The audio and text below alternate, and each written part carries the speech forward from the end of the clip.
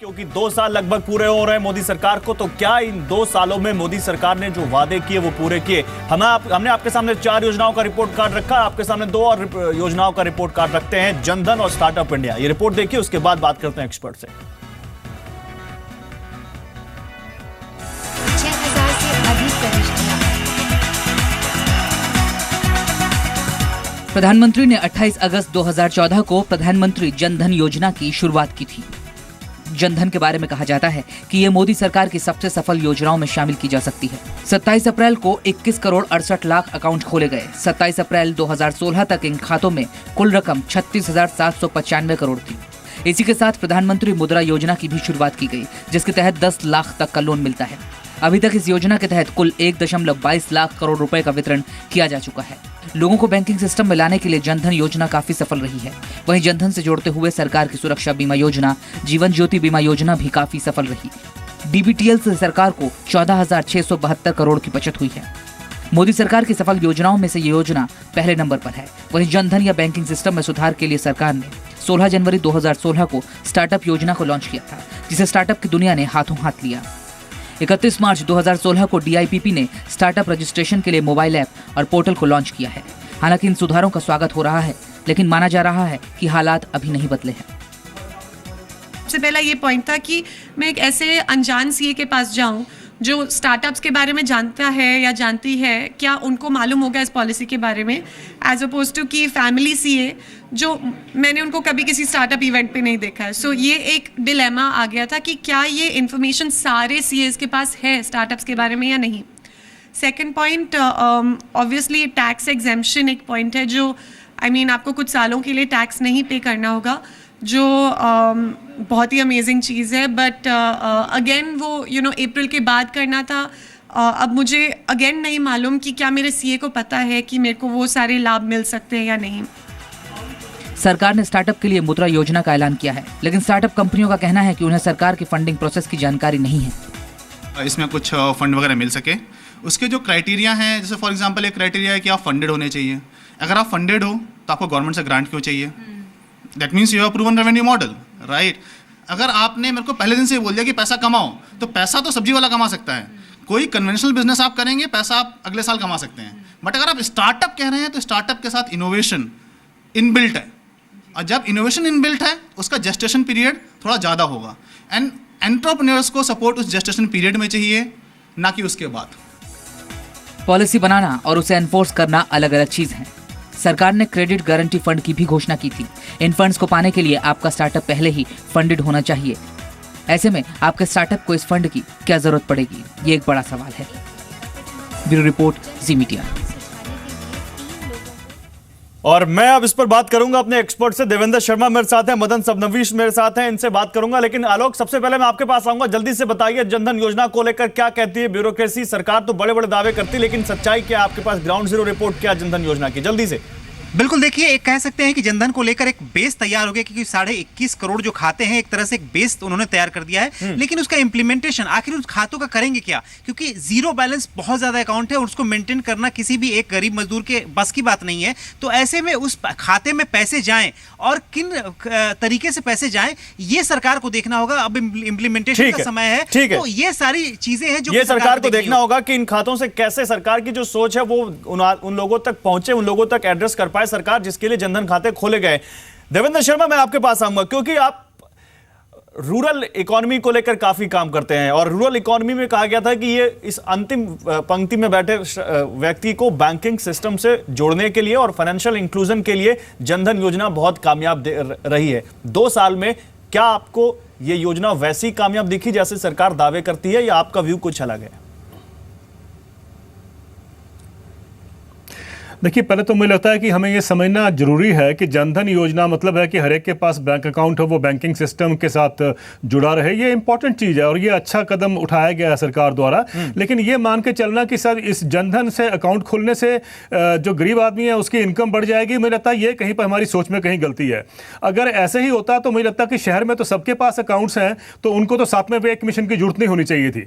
तो ये जो सोच हमारे देश में है कि जनधन योजना आ गई है तो उनका सारा इकोनॉमिक्स जो है, जो लेवल है, वो बढ़ जनधन जाएगा, ये का गलत है। सर ये बात हमें समझनी चाहिए। एक चीज यहाँ पे प्रॉब्लम कहाँ पर है? बीच में कहना चाहता हूं, जनधन के लिए सरकार ने कहा कि डीबीटी का जो पैसा है वो सीधे उनके खाते में जाएगा, जीवन सुरक्षा बीमा योजना, जीवन ज्योति योजना, जो तमाम योजनाएं उनका पैसा डायरेक्ट उन तक जा सकेगा, बीच का जो कमीशन खोर है उनको हटा सकेंगे। क्या इसमें आपको कामयाबी दिखी है 2 सालों में? मैं आपसे कह रहा हूं, जैसे अभी आपके साथी ने कहा, रिपोर्ट दी है कि भाई इतने कितने सारे जो अकाउंट्स हैं, परसेंटेज मैं नहीं जानता हूं, लेकिन बहुत सारे अकाउंट्स जो हैं वो अभी खाली पड़े हैं। उसमें कारण ये है कि जिसके पास पैसा ही नहीं है, जिसके पास आप रोजी के लिए पैसा नहीं है, अपने खाने के लिए पैसा नहीं है, वो कहाँ बैंक अकाउंट को मेंटेन करेगा। तो प्रायोरिटी पहली हमारी ये होनी चाहिए कि हम उनके जो गरीब तबका है, जिसको प्राइम मिनिस्टर ने, आपको याद होगा, कहा था आते हुए कि ये गरीबों की सरकार होगी, तो गरीबों की सरकार होगी तो उस पर फोकस करना चाहिए कि उनकी इनकम कैसे बढ़े। वो इनकम बढ़ने के लिए हम गरीब को बिल्कुल हमने, ठीक है सर, ठीक है, मतलब आपके हिसाब से कहीं ना कहीं कोई सोच में कमी है, गरीब हमारे बाहर है। ठीक है सर, मैं आऊंगा आपके पास, अभी आपसे और भी रिएक्शन लेने हैं, लेकिन मदन सबनवीस आपके पास आऊंगा। आपका जनधन योजना पर क्या व्यू है सर? साथ ही स्टार्टअप्स को लेकर सरकार जो कर रही है, क्या आप उससे संतुष्ट हैं इन 2 सालों में?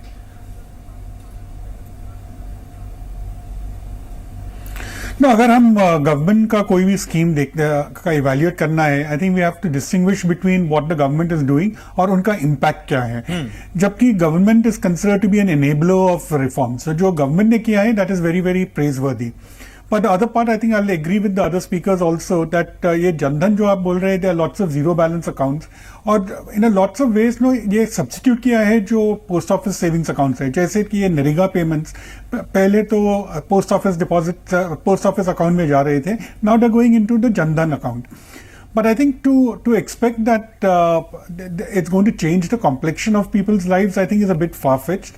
What we have to look at is to make sure that people get into the banking habit, or to that extent, I think it's been fairly successful. Similarly, if we're talking in terms of startup, I think we have to be a bit careful about it, क्योंकि हमने देखा है कि across the world that a large number of startups actually fail. So we should not really jump to this conclusion that just because the incentives being given, कोई भी major बदलाव आ जाएगा हमारे इकोनॉमी में। ठीक है। But it's a good thing for self-employed people to get certain kind of employment, get certain benefits. I think that's a positive. Okay sir, आप हमारे साथ रहिए। मतलब आपके हिसाब से जनधन को लेकर सरकार जो कर रही है, इसमें और भी बहुत कुछ करने की जरूरत है। लेकिन चलिए 2 और बड़ी योजनाओं की बात करते हैं जल्दी से, क्योंकि हमने 10 योजनाओं की बात की थी, 6 योजनाओं की हमने बात कर ली। अब बात करते हैं स्वच्छ भारत की और सांसद ग्राम योजना की, जरा उसको भी देख लीजिए। उसके बाद हम ग्राउंड रिपोर्ट लेते हैं अपने दर्शकों, अपने रिपोर्टर से, और साथ ही बात करते हैं यहाँ पर अपने एक्सपर्ट से। जब मैंने विचार रखा था तब तो मुझे लग रहा था बहुत चैलेंजेस है, तो अब नहीं लग रहा है। इसलिए नहीं लग रहा है कि 8वीं 9वीं कक्षा की बच्चियां भी अगर वेस्ट मैनेजमेंट पर ऐप बनाती हो और दुनिया में जाकर के इनाम जीत करके आती हो, मतलब मेरा देश स्वच्छ होके रहेगा। प्रधानमंत्री नरेंद्र मोदी ने स्वच्छ भारत मिशन के लिए न केवल आह्वान किया, बल्कि खुद हाथों में झाड़ू उठाकर मिशन पर अपनी गंभीरता साबित कर दी। स्वच्छ भारत मिशन की अब तक की तरक्की कुछ इस तरह है। शहरी इलाकों में मार्च 2016 तक कुल 25 लाख घरों में टॉयलेट बनाने का लक्ष्य था, लेकिन करीब 13.25 लाख टॉयलेट ही बनाए जा सके हैं, जबकि कुल 1 लाख कम्युनिटी टॉयलेट्स में से 68,500 टॉयलेट बने हैं। देश के कुल 39,000 से ज्यादा वार्ड्स में घर से कचरा इकट्ठा करने के लक्ष्य में से 34,000 में ये सेवा शुरू हो पाई है। अब बात करते हैं सांसद आदर्श ग्राम योजना की। मोदी सरकार ने अक्टूबर 2014 में इसे लॉन्च किया था।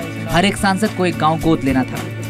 वहीं जब हमने सांसद ग्राम योजना की पड़ताल की तो पता चला कि कई इलाके ऐसे भी हैं जहां अभी तक कोई काम नहीं हुआ है। 2019 तक कुल 2,200 गाँव का विकास होना था। आंकड़ों के मुताबिक पहले चरण में कुल 543 गाँव में से 499 गाँव ही सिलेक्ट किए गए हैं। दूसरे चरण में 45 लोकसभा सांसदों ने ही योजना का चयन किया है, जबकि राज्यसभा में 252 सांसदों में से केवल 10 सांसदों ने ही योजना का चयन किया है। कई सांसदों ने गांव तो गोद ले लिए हैं, लेकिन अभी तक काम भी शुरू नहीं हुआ है। ऐसे ही ग्रेटर नोएडा के गांव का हमने जायजा लिया। ये गांव गौतम बुद्ध नगर के सांसद महेश शर्मा ने गोद लिया है। हम इस वक्त नीम का गांव में हैं और नीम का गांव नोएडा के सांसद और जो कि स्थानीय मोदी सरकार में राज्य मंत्री भी हैं, सिविल एविएशन मिनिस्टर भी हैं, महेश शर्मा ने इस गांव को गोद लिया था। जब से इस गांव को गोद लिया गया है उसके बाद से गांव की स्थिति में क्या बदलाव आया है? संजय जी, क्या स्थिति, क्या गांव में सड़कें बनी, नालियां बनी? जी नहीं, कुछ भी नहीं बना है। आप जनाब? ना, खड़ंजा कोई नहीं बना जी। खड़ंजा नहीं बना ना। आप तो प्रधान भी रह चुके हैं, क्या है गाँव की स्थिति? कोई भी कार्य नहीं हुआ, सिर्फ लाइट लगी है। लाइट लगी है बस। इनका कहना है कि लाइट लगी है। आप बताइए क्या कुछ बदलाव आया? एक सोलर लाइट लगी है जी 50-40, उसके बाद तो और तो एक पैसा भी गांव में लगा नहीं है, ना कोई एक ईंट तक नहीं लगी। बात करें गांव वालों की तो इस गांव में अधिकतर लोग ऐसे हैं जिनका कहना है कि गांव में कुछ भी बदलाव नहीं हुआ, इस वजह से ये लोग नाराज हैं। लेकिन अगर आप डॉक्टर महेश शर्मा की माने, उनके प्रतिनिधि की माने, तो उनका कहना है कि गांव में विकास होगा, वक्त लगेगा, क्योंकि जिन योजनाओं की उन्होंने शुरुआत की है उसमें वक्त लगता है और उसके बाद ही इस गांव का विकास हो पाएगा। लेकिन अब कितना वक्त लगेगा इस बात का जवाब शायद उनके पास नहीं है। संतोष कुमार, जी मीडिया, नोएडा, नीम का गांव। तो ये हाल दिल्ली से सटे नोएडा के उस गांव का है जिसको civil aviation minister of state Mahesh Sharma ने गोद ले रखा है। वो नोएडा के सांसद हैं। अब जल्दी से बनारस चलते हैं। मेरे सहयोगी अमित सिंह वाराणसी से मेरे साथ जुड़ रहे हैं और क्लीन इंडिया की बात करेंगे, क्योंकि क्लीन इंडिया बहुत ही मोदी जो हमारे प्रधानमंत्री नरेंद्र मोदी उनके दिल के करीब है और उन्होंने कई ब्रांड एम्बेसडर्स को भी चुना था इसके लिए। अमित, आप बनारस में खड़े हैं और बनारस से अच्छा कोई शहर या कोई जगह नहीं हो सकती क्लीन इंडिया को मापने के लिए। जरा से बताइए स्वच्छ भारत बनारस में कितना दिखता है, और अगर पूरे यूपी की बात करें तो आपको कितना दिखता है स्वच्छ भारत? जो कहा जा रहा है और जो किया जा रहा है उसमें कुछ अंतर है क्या? देखिए, निश्चित रूप से ड्रीम प्रोजेक्ट है प्रधानमंत्री जी का स्वच्छ भारत अभियान। और ठीक मेरे पीछे आप ये तस्वीर देखिए, इसी जगह पर उन्होंने फावड़ा चलाया था, श्रमदान किया था और यहीं से अपने संसदीय क्षेत्र में स्वच्छ भारत अभियान की उन्होंने शुरुआत की थी। आज 80 की तस्वीर बदल चुकी है। आप देखिए, ये जो सीढ़ियां आप देख रहे हैं, ये 1.5 दशक के बाद अब लोग इसको देख पा रहे हैं, नहीं तो पूरा सिल्ट से ये जमा हुआ था, भरा हुआ था। 80 की तस्वीर निश्चित रूप से बदली है, लेकिन यह तस्वीर शहर में या उत्तर प्रदेश के दूसरे शहरों में दिखाई नहीं देती है। इसलिए 418वें नंबर पर जब अर्बन डेवलपमेंट मिनिस्ट्री के इंडेक्स में बनारस का नाम आता है तो प्रधानमंत्री कार्यालय चिंतित हो जाता है। ऐसा क्यों है, हम अपने साथ जो लोग हैं उनसे पूछ लेते हैं। 80 की तस्वीर बनारस या दूसरे शहरों में क्यों नहीं दिख पाई, शहर के अंदर? देखिए, प्रधानमंत्री की महत्वाकांक्षी योजना है।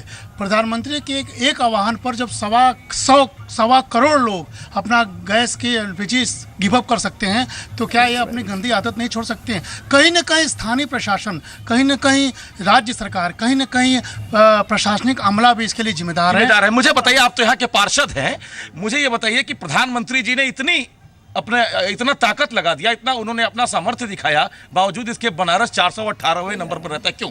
इसका कारण है इनका जो कॉन्सेप्ट है वो कोऑर्डिनेट नहीं हो पा रहा है। निश्चित चलिए ठीक है, प्रधानमंत्री की मंशा है, लेकिन जो एग्जीक्यूटिव लॉबी है जिसको एग्जीक्यूट करना है, जिसको इंप्लीमेंट करना है, उसमें कहीं ना कहीं कोई कमी दिखती है। और मैं देवेंद्र शर्मा आपके पास आऊंगा और क्लीन इंडिया की बात हम करते हैं। क्लीन स्वच्छ भारत को लेकर प्रधानमंत्री ने खुद झाड़ू लगाई और उसके बाद तमाम एम्बेसडर चुने, लेकिन जैसा कि अमित भी बता रहे बनारस से 80 घाट तो साफ हो गया, लेकिन उसके बाद तमाम 70-80 गलियां बनारस की हैं वो ऐसे कैसी पड़ी हैं। और बनारस क्या पूरे देश में आपको क्या दिखता है? क्लीन इंडिया का कुछ इंपैक्ट आपको दिखता है 2 सालों में? देखिए, क्लीन इंडिया एक बहुत अच्छा कॉन्सेप्ट था और मुझे लगता है कि प्रधानमंत्री की इंटेंशन बहुत अच्छी थी, इसमें कोई शक नहीं है और शायद वो चाहते भी हैं। लेकिन जिस तरीके से उन्होंने एम्बेसडर चुने थे, मुझे लगता है वहाँ कहीं गलती हो गई। वो एक फोटो आपके बाद आपने कभी देखा नहीं उनको कभी सड़क पे झाड़ू लेकर बैठे हुए या कुछ और सफाई करते हुए, तो वो एक गलती हो गई है। मुझे लगता है कि उन लोगों से हटकर आम जनता को कैसे अवेयर किया जाए, कैसे इन्वॉल्व किया जाए, वो एक बहुत बड़ा टास्क होना चाहिए था, जो कहीं ना कहीं हमारा गैप रह गया है। और उधर भी अभी भी ध्यान देने की जरूरत है, लेकिन मुझे लगता है कि यहाँ बहुत अपॉर्चुनिटी है, स्पेशली कम से कम पब्लिक प्लेसेस में तो हो। अब दिल्ली का रेलवे स्टेशन देखिए, अभी तक वो गंदा है। मैंने कई बार सुना कि इतनी साफ सफाई होगी, लेकिन आप जाइए किसी प्लेटफॉर्म पे चले जाइए, तो आपको दिक्कत कहां लगती है? मिलेगा। आप कह रहे हैं मंशा अच्छी है प्रधानमंत्री की, आप कह रहे हैं प्रधानमंत्री की मंशा अच्छी, दिक्कत कहां लगती है आपको? 2 सालों में कहां आपको लगा जो चीज होनी चाहिए थी वो नहीं हो पाई? इसमें कोई शक नहीं। मैंने आपसे कहा कि जो फोकस होना चाहिए था वो आम जनता पे होना चाहिए था, हमारे कॉलेजेस, एजुकेशनल इंस्टीट्यूशन, बाकी ऑर्गेनाइजेशंस पे होना चाहिए था, ना कि सेलिब्रिटीज पे होना चाहिए था। और वो जो सेलिब्रिटीज हैं वो किसी काम के नहीं है, वो हमने देख लिया है, क्योंकि वो एक दिन फोटो खिंचा के चले गए। लेकिन जहां करने की जरूरत थी, या अगर वो या आगे आए, दिखाएं कि वो कैसे लगातार लोगों के साथ देखे वो काम कर सकते हैं, वो नहीं किया। शायद प्रधानमंत्री को उनको कोक्स करना पड़ेगा, उनके पीछे लगना पड़ेगा। छोटा सा रिएक्शन, ठीक है सर, ठीक है, पूरा नहीं कर पाए। ठीक है सर, आप मेरे साथ रहिए, आपसे रिएक्शन लूंगा। लेकिन आलोक, एक छोटा सा रिएक्शन आपसे सांसद आदर्श ग्राम योजना पर लूंगा। सांसदों को प्रधानमंत्री ने लाल किले की प्राचीर से कहा था कि आप अपनी कॉन्स्टिट्यूएंसी में एक गांव लीजिए और उसको आदर्श बनाइए, लेकिन वो भी नहीं हो पा रहा है। ऐसा क्यों? आप पार्लियामेंट कवर करते हैं, सांसदों से बात करते हैं, क्यों ऐसा नहीं हो पा रहा है 2 सालों में? देखिए, सबसे बड़ी बात है कि जो एमपी लैंड फंड का मामला है वो सांसदों का कहना है कि बहुत कम पैसा है, इस पैसे को एक तो डबल करना चाहिए। दूसरी बात ये कहते हैं कि जब भी हम कोई रिकमेंडेशन देते हैं तो पैसा जिलाधिकारी की तरफ से आता है, तो हमारे रिकमेंडेशन में और जिलाधिकारी की तरफ से पैसा रिलीज करने में बहुत वक्त लगता है और इसमें काफी पेचीदगियां हैं। इस वजह से जो है ये प्रोग्राम इंप्लीमेंट नहीं हो पा रहा है और एक गांव को सेलेक्ट करने पे दूसरे गांव वाले नाराज। चलिए ठीक है, मतलब साफ है कि इसमें भी कुछ पेच है जिनको देखना पड़ेगा। अब 2 योजनाएं और बच गई, उनके बारे में भी बताते हैं। उदय योजना और रेलवे का कायाकल्प, इसको लेकर भी प्रधानमंत्री ने काफी अपनी मंशा जाहिर की थी और सुरेश प्रभु जिनको जिम्मा दिया गया, उनके चर्चे भी हैं उनके काम को लेकर।